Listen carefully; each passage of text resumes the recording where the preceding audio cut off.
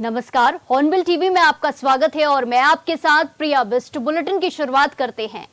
इस वक्त की बड़ी खबर पंचायत चुनाव से जुड़ी है, जहां दूसरे चरण में हुआ 70% मतदान। बड़ी खबर आपको बताई जा रही है, जहां बीते दिन पंचायत चुनाव का दूसरे चरण में मतदान हुआ जो 70% हुआ है। इसी के साथ आपको बता दें कि पहले चरण में 68% वोट डले थे और अब 65% से ज्यादा पुरुष ने और 74% से ज्यादा महिलाओं ने मतदान किया है। 40 विकास खंडों के 4709 बूथों पर मतदान हुआ। पहले चरण में थे 17,829 प्रत्याशी और दूसरे चरण में है 14,751 प्रत्याशी। 31 जुलाई सुबह 8 बजे से मतगणना शुरू होगी। 40 विकास खंडों के 4000 से ज्यादा बूथों पर मतदान किया गया था दूसरे चरण में और पहले चरण में 17,000 से ज्यादा प्रत्याशी थे। इसी के साथ आपको बता दें कि दूसरे चरण में 14,000 से ज्यादा प्रत्याशियों ने अपनी किस्मत आजमाई थी, जिनको लोगों ने वोट दिया है और वोट मतपेटी में बंद हो गए हैं, जो 31 जुलाई को खुलेंगे और 31 जुलाई सुबह 8 बजे से मतगणना शुरू होगी। बड़ी खबर आपको बताई जा रही है पंचायत चुनाव से जुड़ी। बीते दिन पंचायत चुनाव के दूसरे चरण का मतदान हुआ, जिसमें 70% मतदान देखने को मिला है। बड़ी खबर आपको बताई जा रही है, जहां दूसरे चरण में 70% मतदान किया है। इसी के साथ पहले चरण की बात की जाए तो 68% वोट पड़े थे। इस खबर पर ज्यादा जानकारी के साथ सीधे जुड़ेंगे हमारे संवाददाता अमित रतूड़ से। अमित, जिस तरीके से बीते दिन पंचायत चुनाव का दूसरे चरण का मतदान हुआ और अब आंकड़े सामने आए हैं कि 70% मतदान हुआ है, ऐसे में क्या कुछ रिजल्ट होने वाला है, क्या कुछ संभावनाएं नजर आ रही हैं?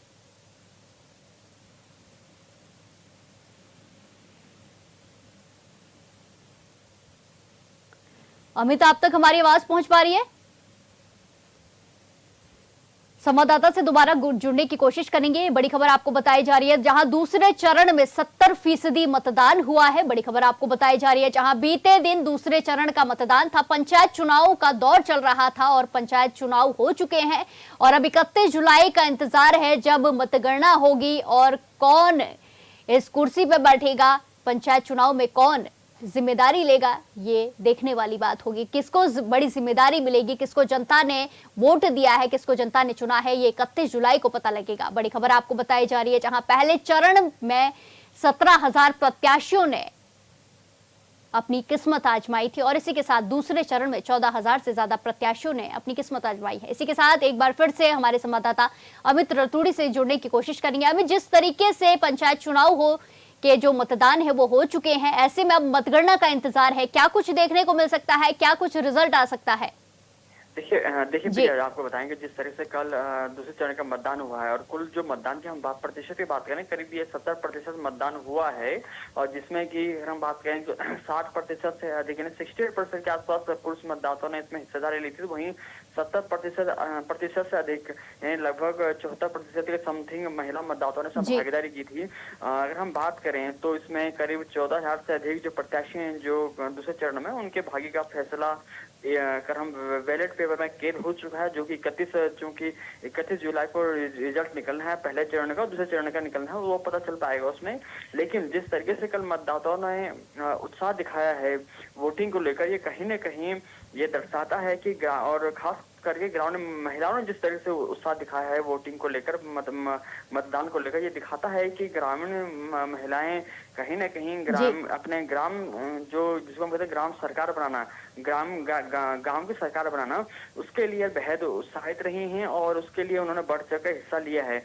दूसरी तरफ हम बात करें तो निर्वाचन आयोग ने पूरी तैयारियां भी कर ली थी पूरी तरीके से और उनकी तैयारियों को मद्देनजर ही हम देखें तो उनके तैयारियों का ही यह प्रतिफल है कि मतदान प्रतिशत बढ़ा है, क्योंकि जागरूकता भी अभियान चलाया गया था, कई अभियान चलाए गए थे लोगों को मतदान केंद्रों तक लाने के लिए। जो है कई उनके लिए उनके साथ जो है जागरूकता अभियान चलाया गया था विभिन्न माध्यमों के जरिए। तो ऐसे में जिस तरह से मतदान हुआ है तो कहीं न कहीं निर्वाचन आयोग इस चीज से खुश है और देखना होगा कि 31 तारीख को जब रिजल्ट आता है तो जो समर्थित प्रत्याशी होंगे जिला पंचायत सदस्य को लेकर, चाहे वो भाजपा को कांग्रेस के हों, क्योंकि ये कल हम 10 जनपदों में चुनाव हुआ था, उससे पहले 12 जनपदों में हुआ था और टोटल अगर हम बात करें पूरे प्रदेश में 12 जनपदों में चुनाव हुए हैं। ये 30 पंचायत चुनाव के 2019 के में चुनाव हुआ था, उसके पश्चात अब हुए हैं 2025 में। तो अब क्या रिजल्ट निकल के आता है ये तो 31 तारीख को पता चलेगा। लेकिन जिस तरह से कल मतदान में लोगों की भागीदारी रही है।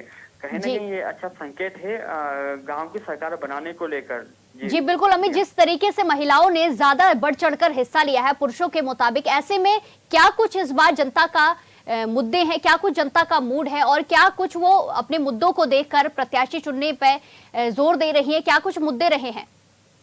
देखिए, अगर जो मुद्दों की हम बात करें, चाहे कोई भी प्रत्याशी हो, चाहे वो निर्दलीय हो या किसी समर्थित पार्टी का प्रत्याशी हो, उसमें हम चाहे कांग्रेस की बात करें या भाजपा की बात करें, यूकेडी की बात करें या जो जिनके समर्थित पार्टी के प्रत्याशी होंगे, सभी लोग अपनी अपनी कोई, अगर हम बात करें, चूंकि जिस तरीके से केंद्र में भाजपा की सरकार है, राज्य में भारतीय जनता पार्टी की सरकार है, जी निगमों में भारतीय जनता पार्टी की सरकार है राज्य में, ऐसे में वो अपने जहां उपलब्धियां जो उन्होंने बताई हैं, बीते 11 साल में मोदी सरकार ने क्या काम किए हैं, और खास करके राज्य सरकार में धामी जब सरकार बनी है तो उन्होंने क्या काम किए हैं, निगम में अभी तक क्या काम हुए हैं, इन चीजों को लेकर वो अपने जनता के सामने गए हैं। तो वहीं जो कांग्रेस के समर्थित प्रत्याशी हैं, वो इन चीजों को लेकर जनता के सामने गए हैं कि जिस तरीके से बेरोजगारी है, भ्रष्टाचार है, और जिस तरीके से महिलाओं के ऊपर बढ़ रहे अपराध हैं, इन सभी चीजों को जी लेकर जो कांग्रेस के समर्थित प्रत्याशी वो जनता के बीच गए हैं। तो वहीं निर्दलीय प्रत्याशी दोनों ही पार्टियों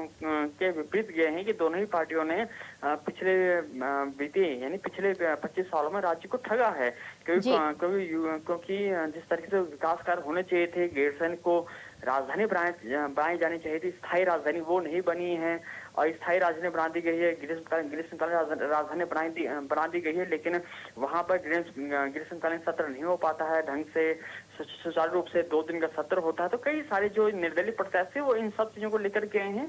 अब देखना ये होगा प्रिया कि जब 31 तारीख को जब मतगणना होगी तो उसमें चूंकि 12 जनपदों में होंगे तो जिला पंचायत के जरिए ही जिला अध्यक्ष चुने जाएंगे, जिला पंचायत अध्यक्ष चुने जाएंगे, और जो जो ब्लॉक अध्यक्ष हैं वो क्षेत्र पंचायत के जरिए चुने जाएंगे। तो किस पार्टी का उसमें अगर हम कहें कि दारोमदार हुआ, किस पार्टी का उसमें वर्चस्व होगा, ये देखने वाली बात 31 तारीख को पता चल पाएगी। लेकिन इतना जरूर है कि जिस तरीके से मतदान प्रतिशत जी बिल्कुल अमित, देखना होगा कि 31 तारीख को क्या कुछ रिजल्ट आते हैं। आप हमारे साथ इसी तरीके से बने रहिए। खबरों में आगे बढ़ते हैं और इस वक्त की बड़ी खबर, धर्मांतरण कानून और बाकी सारे कानूनों को सख्त करने हुई नजर आ रही है। बड़ी खबर आपको बताई जा रही है, जहां धर्मांतरण कानून अब और ज्यादा सख्त होगा। मुख्यमंत्री पुष्कर सिंह धामी ने निर्देश दिए हैं, पुलिस मुख्यालय स्तर पर एसआईटी का गठन किया जाएगा, ऑपरेशन कालनेमी की भी निगरानी की जाएगी। मुख्यमंत्री ने कई सारे निर्देश दिए हैं जिसमें धर्मांतरण, ऑपरेशन कालनेमी और कई सारे कानूनों को लेकर निर्देश दिए गए हैं। जरूरी कदम उठाने के भी निर्देश दिए हैं। डेमोग्राफी बदलाव को सख्ती से रोकने के भी मुख्यमंत्री पुष्कर सिंह धामी की तरफ से निर्देश दिए गए हैं। संदिग्ध गतिविधियों पर भी नजर रखने के निर्देश दिए गए हैं।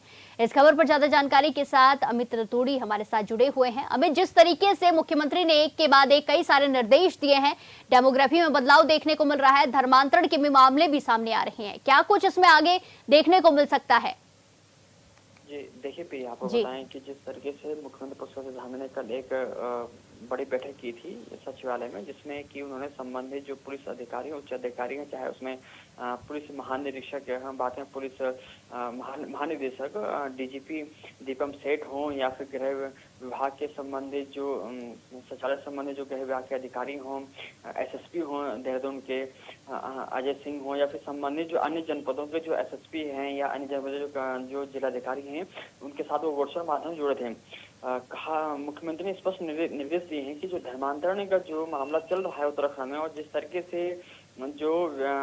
तरह से लोग जो है किसी धर्म की युवती को दूसरे धर्म में कन्वर्ट करने के बदलने की को लेकर जो बातें सामने आ रही हैं, जिससे बदलने की बातें सामने आ रही हैं, लोग उसमें पकड़े भी जा रहे हैं, इस पर सख्त कानून के निर्देश उन्होंने दिए हैं कि उस कानून को और बेहतर किया जाए, कठोर किया जाएगा।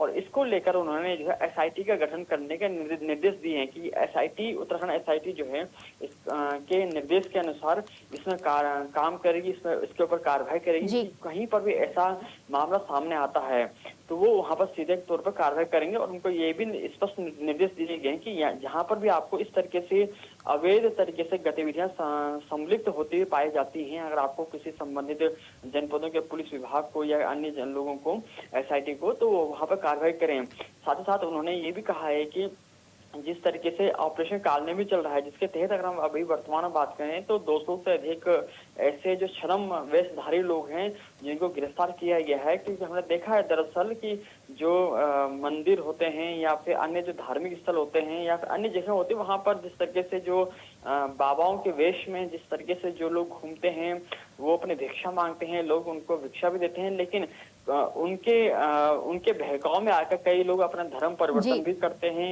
उनके उसमें उनके बहकाव में लोग आते हैं। तो ऐसे में कहीं इन चीजों पर, इन गतिविधियों पर, इन चीजों पर रोक लगाने के निर्देश भी मुख्यमंत्री की तरफ से दिए गए हैं। उसी का नतीजा है कि ऑपरेशन कालनेमी के तहत भी अभी तक 200 लोग गिरफ्तार किए जा चुके हैं। तो मुख्यमंत्री का इस पर निर्देश है कि इन चीजों पर, इन गतिविधियों पर जो भी इसमें संदिग्ध पाया जाता है उसको गिरफ्तारी की जाए, उसके ऊपर कार्रवाई की जाए, ताकि जो उत्तराखंड का जो मॉडल है, जिस तरीके से मुख्यमंत्री पुष्कर धामी काम कर रहे हैं, चाहे ऑपरेशन कालनेमी हो या धर्मांतरण का जो मामला है, इस पर वो जो कार्रवाई करें। क्योंकि हमने देखा बीते रोज जिस तरीके से बरेली, अगर हम माफ कीजिएगा, जिस तरीके से उत्तर प्रदेश में एक व्यक्ति है जिसने धर्मांतरण तहत कई युवतियों को दूसरे धर्म में बदलने का प्रयास किया, और उसी तहत अगर हम बात करें देहरादून में भी बीते रोज कुछ लोग 5 से 6 लोग गिरफ्तार भी हुए हैं, और जिसमें 2 महिलाओं ने ये स्पष्ट बताया कि उनको जो है बहलाया गया, फुसलाया गया, और उनको कहा गया कि आप अगर हमारे धर्म में आते हैं तो आपको ये फायदा होंगे। इस तरीके से उनको प्रलोभन दिया गया। तो ऐसे में ये प्रलोभन जो लोग देते हैं धर्मांतरण लेकर, इन पर सख्त कार्रवाई किया जाए, क्योंकि उत्तराखंड एक सांस्कृतिक भूमि है, एक हम बात है संस्कृति भूमि है। और जी बिल्कुल बिल्कुल अमित, धन्यवाद हमारे साथ जानकारी साझा करने के लिए। इस वक्त की बड़ी खबर हरिद्वार से सामने आ रही है, जहां चंडी देवी मंदिर में रिसीवर नियुक्ति पर सुप्रीम कोर्ट सख्त हो गया है। बड़ी खबर आपको बताई जा रही है, जहां उत्तराखंड सरकार को जारी किया गया है नोटिस। मां चंडी देवी मंदिर के सेवायत ने याचिका डाली, उत्तराखंड सरकार से सुप्रीम कोर्ट ने जवाब मांगा है। उत्तराखंड सरकार को 2 हफ्ते में इसका जवाब देना होगा। बीकेटीसी ने प्रबंधन के खिलाफ नियुक्त किया था रिसीवर, जिसके चलते याचिका डाली गई थी, और सुप्रीम कोर्ट ने अब उत्तराखंड सरकार से जवाब मांगा है। इस खबर पर ज्यादा जानकारी के साथ सीधे जुड़ेंगे संवाददाता मनोज कश्यप से। मनोज, जिस तरीके से उत्तराखंड सरकार को नोटिस दिया गया है सुप्रीम कोर्ट की तरफ से और हफ्ते के अंदर जवाब देने को कहा है, क्या कुछ इसमें देखने को मिल सकता है? बिल्कुल भैया, देखिए हरिद्वार के प्राचीन और आस्था के केंद्र मां चंडी देवी मंदिर की जो प्रबंधक विवाद था, अब वो पूरा मामला जो है सुप्रीम कोर्ट में पहुंच गया है। जो याचिका करता था उसने सुप्रीम कोर्ट में जो दलील दी है, उसमें कहा गया है कि इस मंदिर की जो स्थापना थी वो 8वीं सदी में जगत गुरु श्री शंकराचार्य ने की थी। तब से आज तक जो शंकराचार्य के जो पूर्वज है उनके द्वारा मंदिर की देखरेख और पूरी जो सेवा होती है वो की जाती है। याचिका में ये भी कहा गया है कि हाईकोर्ट ने बिना किसी शिकायत और जो प्रबंधक के आरोप से एक तरफा जो आदेश पारित कर दिया है, जिसको लेकर यहाँ पे जो अब मंदिर की देखरेख है वो बद्री केदारनाथ समिति के हाथ में सौंपी गई है, जिसमें कहीं न कहीं जो याचिका करता था, अब उसने हाईकोर्ट के ऊपर आरोप लगाया, जो कहा गया है कि कोई नोटिस भी जो है हाईकोर्ट के द्वारा नहीं भेजा गया था। अब पूरा मामला जो है याचिका का जो है वो सुनना था, लेकिन अब कहीं न कहीं हाईकोर्ट से पूरा मामला जो है सुप्रीम कोर्ट में पहुंच गया। यहाँ पे हाई कोर्ट ने एक जो है नोटिस भी जारी किया गया है, जिसमें सरकार के नाम से नोटिस है। इसमें कहा गया है कि 1 हफ्ते के अंदर सरकार को जो है इस पे जवाब देना होगा। लेकिन अब देखने वाली बात ये होगी कि जिस तरीके से ये पूरा मामला हाई कोर्ट से सुप्रीम कोर्ट तक पहुंचे, तो सुप्रीम कोर्ट इस पे क्या सुनवाई करते हैं, सबकी निगाहें अब सुप्रीम कोर्ट के फैसले पे सुनी जाएगी। फिलहाल जो मंदिर का जो देखरेख था वो हरिद्वार के एसएसपी और डीएम की निगरानी में उस समिति में चलती थी, लेकिन यहाँ पे जो याचिका करते हैं उनका साफ तौर से यही कहना है कि अभी तक जो हरिद्वार के एसएसपी और डीएम के द्वारा जो समिति बनाई गई थी उसका जो पूरा मामला था वो पूरी ईमानदारी से चलता था। लेकिन जिस तरीके से पूरा मामला हाईकोर्ट ने एक तरफा सुनवाई करते हुए बद्री केदारनाथ समिति को सौंप दिया है, तो कहीं न कहीं अब इस पे जो है सवाल खड़े होने लगे। जो याचिका करता था अब वो सुप्रीम कोर्ट की शरण में जा पहुंचा है। जी बिल्कुल मनोज, धन्यवाद हमारे साथ जानकारी साझा करने के लिए। इसी के साथ खबरों में आगे बढ़ते हैं। बद्रीनाथ धाम में मानसून की झमाझम बारिश के साथ तीर्थ यात्रियों की आमद जारी है। श्रद्धालु हल्की बारिश की फुहारों और कोहरे के बीच भगवान बद्री विशाल के दर्शन कर रहे हैं।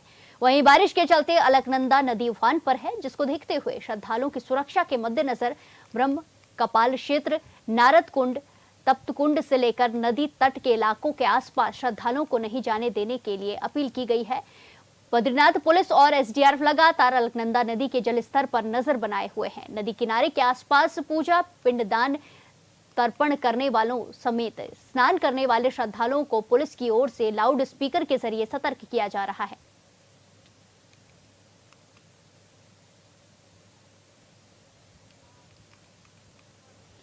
इस खबर पर ज्यादा जानकारी के साथ सीधे जुड़ेंगे हमारे संवाददाता संजय कुंवर से। संजय, जिस तरीके से एक तरफ बारिश का दौर चल रहा है तो वहीं बद्रीनाथ धाम में भक्तों का तांता लगा हुआ है, क्या कुछ प्रशासन की तरफ से इंतजाम किए गए हैं सुरक्षा के लिए? क्या कुछ लाउड स्पीकर से जो है चेतावनियां दी जा रही हैं? जी देखिए, भगवान बद्री विशाल के दर्शनों के लिए लगातार श्रद्धालु मानसून सीजन के बावजूद भी दर्शनों के लिए पहुंच रहे हैं। अगर चेतावनी की बात की जाए तो बद्रीनाथ धाम में एसडीआरएफ और पुलिस द्वारा लगातार जो ब्रह्म कपाल के आसपास के क्षेत्र है वहां पे जो है मुनादी और लाउड स्पीकर के माध्यम से तीर्थयात्रियों को आगाह किया जा रहा है, क्योंकि देखिए पिछले 48 घंटों से लगातार अलकनंदा नदी का जलस्तर बढ़ा हुआ है, उफान पर है। हालांकि खतरे के निशान से नदी अभी नीचे है, लेकिन यात्रियों की सुरक्षा को देखते हुए जो है ब्रह्म कपाल तीर्थ और नारद कुंड के आसपास का जो क्षेत्र है वहाँ खाली करवाया गया है। और वहाँ पे अगर कोई श्रद्धालु तीर्थयात्री भूलवश भी जाता है तो एसडीआरएफ और पुलिस बिल्कुल चौकन्नी है और उनको उस क्षेत्र में नहीं दिया जा रहा है, क्योंकि पिंडदान, तर्पण और अन्य जो कार्य होते हैं उनके लिए इसी क्षेत्र में जो है पूजा की जाती है। लेकिन अभी जिस तरह से यहाँ पे खराब मौसम है और जलस्तर बढ़ा हुआ तो यहाँ पे इस तरफ आने से रोका जा रहा है। लेकिन भगवान बद्री विशाल की ही कृपा है कि यात्रा जो है सुचारू रूप से अभी चल रही है, सुगमता के साथ यात्री दर्शन कर रहे हैं। आज सुबह भी जो हल्की बारिश जो है लगातार अभी जारी है और कोहरे की चादर में पूरा बद्रीपुरी लपेटे बिल्कुल सफेद नजर आ रहा है। लेकिन भगवान बद्री विशाल के दर्शनों के लिए सिंह द्वार के रास्ते लगातार श्रद्धालु जो है अंदर गर्भगृह में पहुंच रहे हैं और भगवान के दर्शन करके जो है पुण्य लाभ अर्जित कर रहे हैं। जी बिल्कुल संजय, जिस तरीके से अलकनंदा नदी का जो उफान है, जल स्तर है वो बढ़ता हुआ नजर आ रहा है, ऐसे में पुलिस प्रशासन की तरफ से चेतावनी दी जा रही है, अपील की जा रही है कि नहीं जाए, फिर भी कुछ श्रद्धालु होते हैं जो अपनी मनमानी करते हैं, ऐसे में उनके लिए कोई कदम है, कोई सख्त जुर्माना या कुछ? अगर कोई श्रद्धालु ऐसे पुलिस प्रशासन के जो आदेश उनके खिलाफ जाता है तो? जी देखिए, अभी बद्रीपुरी में मास्टर प्लान का कार्य चल रहा है, लिहाजा जो इस तरह के रास्ते होते हैं कि जिन रास्तों से इस तरफ जो है शॉर्टकट जाया जाता है वो सारे बंद हैं। जो मुख्य रास्ता है उसको पुलिस द्वारा बैरिकेड लगा के बंद कर दिया गया है और दोनों तरफ से जो है एसडीआरएफ और पुलिस तैनात है, कड़ी निगरानी रखी जाती है। इसके बावजूद भी जो एकाध जो यात्री जो है भूलवश इस तरफ आ भी जाते हैं तो उनको जो है रोक करके तप्तकुंड की तरफ भेज दिया जाता है, क्योंकि ये फिसलन भरा मार्ग है और आजकल जो बारिश के चलते जो है कहीं पे भी जो है इन क्षेत्रों में पैर रखना जो है खतरे से खाली नहीं होता। तो लिहाजा पूरी तरह से बद्रीनाथ पुलिस और एसडीआरएफ जो है तैनात है इन क्षेत्रों में। हालांकि जो दर्शन पथ है, जो परिक्रमा पथ है, बिल्कुल सुरक्षित है और लगभग 600 मीटर का जो क्षेत्र है उसको फिलहाल जो है एसडीआरएफ और बद्रीनाथ पुलिस की पैनी नजर इसमें रखी गई है। यात्रा बिल्कुल सुगमता से जारी है। कल सोमवार को भी लगभग 3300 श्रद्धालु भगवान बद्री विशाल के धाम पहुंचे हैं और आंकड़े की अगर बात की जाए तो कपाट खुलने से लेकर अब तक लगभग 12,05,000 श्रद्धालु जो है भगवान बद्री विशाल के दर्शन कर चुके हैं। और अगर मौसम इस तरह रहने के बाद भी अगर जो हाईवे अगर सुचारू रहता है तो यात्रियों का सिलसिला इसी तरह जो है यहाँ बना रहेगा। जी बिल्कुल, धन्यवाद संजय हमारे साथ जानकारी साझा करने के लिए। इसी के साथ खबरों में आगे बढ़ते हैं। हरिद्वार के कनखल थाना क्षेत्र में एक युवक पर लाठी डंडों और तलवार से जानलेवा हमला किया गया, जिससे वो गंभीर रूप से घायल हो गया। बताया गया कि आपसी रंजिश के चलते कुछ युवकों ने युवक पर हमला किया। आनन फानन में घायल युवक को अस्पताल पहुंचाया गया, जहां से डॉक्टर ने उसे हायर सेंटर के लिए रेफर कर दिया। घटना के बाद मौके पर पहुंची पुलिस ने हमलावर युवकों को मौके से ही गिरफ्तार कर लिया है।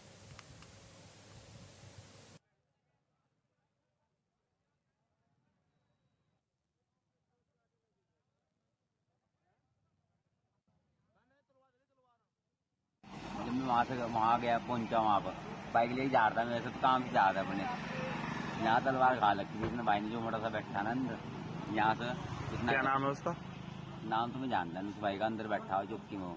यहाँ से इतना गहरा गड्ढा हो रहा, यहाँ से इतना बाहर निकाल रखा उन्होंने तलवार से और यहाँ सिर पर मार रखी, एक तरफ का सिर फटा हुआ पूरा। कहाँ आपका नाम और निवासी कहाँ से हो? या बुत्ता निवासी नाम राजा। तो मान लेने के लिए जा रहे थे भाई जी। तो बताया जा रहा है कि वहाँ पे गोली गाली भी चली। नहीं, गोली गाली नहीं चली, वहाँ पर हथौड़ी ले रखी थी उन्होंने। पौड़ी जिले क्षेत्र के थाना सतपुली क्षेत्र के अंतर्गत एक बाइक सवार अनियंत्रित होकर खाई में जा गिरा। घटना की सूचना मिलने पर पुलिस ने घायल युवक को खाई से बाहर सुरक्षित निकाला, जिसे हंस फाउंडेशन चमोली सैन अस्पताल में एम्बुलेंस के माध्यम से भर्ती कराया गया है, जहां डॉक्टर्स की निगरानी में घायल का उपचार चल रहा है।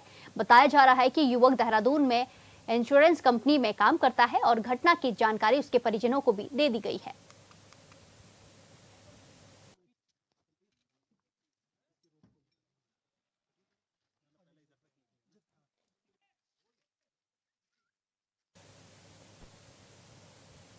उत्तराखंड में पंचायत चुनाव के दूसरे चरण का मतदान शांतिपूर्ण और व्यापक जन भागीदारी के साथ संपन्न हो चुका है। अब नजरें टिकी है 31 जुलाई को होने वाली मतगणना पर, जहां तय होगा गांव की सरकार का चेहरा कौन होगा। इस बीच भारी बारिश, दुर्गम रास्ते और प्राकृतिक आपदाओं के बीच जिस तरह मतदाताओं ने लोकतंत्र के प्रति अपनी आस्था दिखाई है, वो अपने आप में प्रेरणादायक है। मुख्यमंत्री पुष्कर सिंह धामी की अपील का असर भी स्पष्ट रूप से दिखाई दिया और बड़ी संख्या में प्रवासी मतदाताओं ने भी अपने गाँव लौटकर मतदान किया।